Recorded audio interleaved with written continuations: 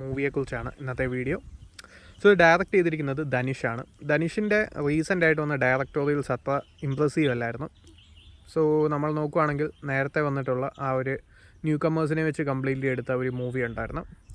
അതാണെങ്കിലും പിന്നെ അങ്ങോട്ട് അതിന് മുന്നേ ഇറങ്ങിയ റായനാണെങ്കിലും ഒന്നും ആ ഒരു ലെവൽ അപ്രീസിയേഷൻ കിട്ടേണ്ട അങ്ങനെയുള്ളൊരു കൈൻഡ് ഓഫ് നല്ല അഭിപ്രായം കിട്ടിയ മൂവീസ് അല്ല.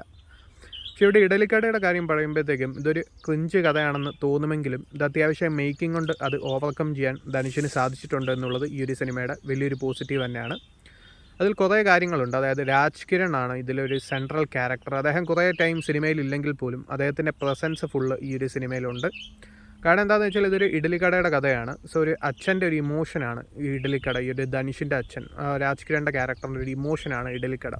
സോ ഇവരുടെ രണ്ടുപേരുടെയും രണ്ട് ഐഡിയോളജീസാണ്. സോ അങ്ങനെ ഇദ്ദേഹത്തിന് പൈസ ഉണ്ടാക്കണം, ആ ഒരു വെളിയിൽ പോയി പൈസ ഉണ്ടാക്കണം, ഈ ഒരു മദ്രാസിൽ പോയി പൈസ ഉണ്ടാക്കണം, അദ്ദേഹത്തിൻ്റെ ലക്ഷ്യത്തിലെത്തണം, അങ്ങനെയുള്ളൊരു രീതിയിലുള്ള ഐഡിയോളജിയാണ് ധനുഷിൻ്റേത്.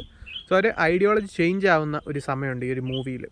സോ അപ്പോഴാണ് ഈ ഒരു സിനിമ സ്റ്റാർട്ട് ചെയ്യുന്നത്. മെയിനായിട്ട് ഈ ഒരു ക്യാരക്ടർ ട്രാൻസ്ഫോർമേഷനിലാണ് ഈ ഒരു സിനിമ സ്റ്റാർട്ട് ചെയ്യുന്നത്.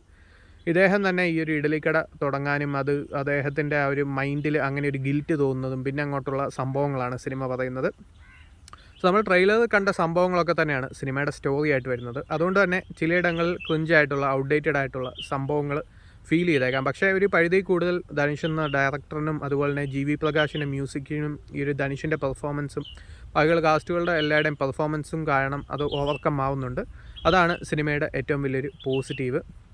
അതിപ്പോൾ ഈ ഒരു മ്യൂസിക് വൈസ് നോക്കുകയാണെങ്കിൽ ഈ ഒരു സിനിമ നല്ല രീതിയിൽ എലവേറ്റ് ചെയ്യാൻ ജി വി പ്രകാശിന് സാധിച്ചിട്ടുണ്ട്. മിക്ക സീക്വൻസസിലും ആ ഒരു മ്യൂസിക്കിൻ്റെ റിച്ച്നെസ് കാണാം. സോ അങ്ങനെ പോകുന്ന ഒരു സിനിമയാണ് ഇഡലിക്കട. സോ മെയിനായിട്ട് ഈ ഒരു ക്യാരക്ടേഴ്സ് എഴുതിയിരിക്കുന്ന ആ ഒരു സ്ക്രീൻ പ്ലേയും കാര്യങ്ങളൊക്കെ കാണാം. വലിയ മടുപ്പില്ലാതെ ഒരു വാച്ചബിൾ എക്സ്പീരിയൻസ് നൽകുന്ന, ഒരു ഫീൽ ഗുഡ് എക്സ്പീരിയൻസ് നൽകുന്ന ഒരു മൂവിയാണ് ഇഡലിക്കട. സോ താല്പര്യമുള്ളവർക്ക് തീർച്ചയായിട്ടും കണ്ടു നോക്കാൻ പറ്റുന്ന ഒരു മൂവിയാണ്. പെർഫോമൻസ് വൈസ് ധനുഷ് തന്നെയാണ് എടുത്തു പറയേണ്ടത്.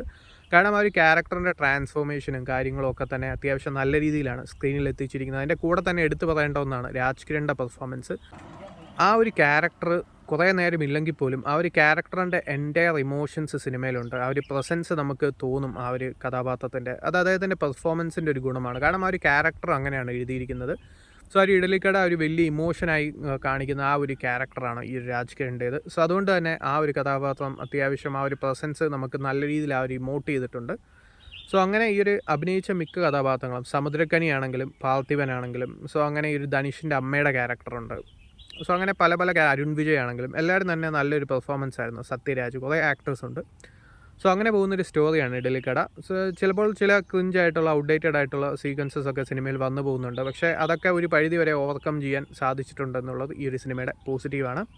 സോ ഇങ്ങനെയുള്ള സിനിമകൾക്ക് താല്പര്യമുള്ളവർക്ക് കണ്ടു നോക്കാം.